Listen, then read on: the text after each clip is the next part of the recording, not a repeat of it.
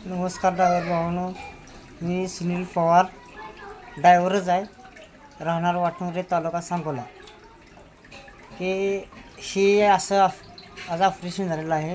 गुटखा तंबाखू वगैरे सगळं खात होतो मी. ही मूल खाऊन असं झालेलं आहे माझं.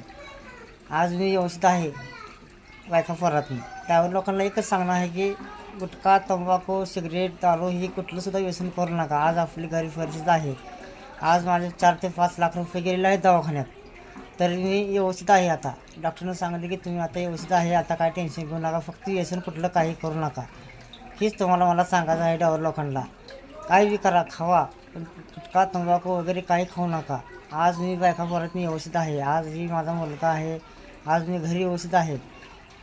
हीच मला तुम्हाला सांगायचं होतं की कुठलंही व्यसनही काय करू नका. आज मी मास्क लावून मी इंस्टालवर नाचतो, त्यामुळेही मास्क लावला होता तोंडाला मी.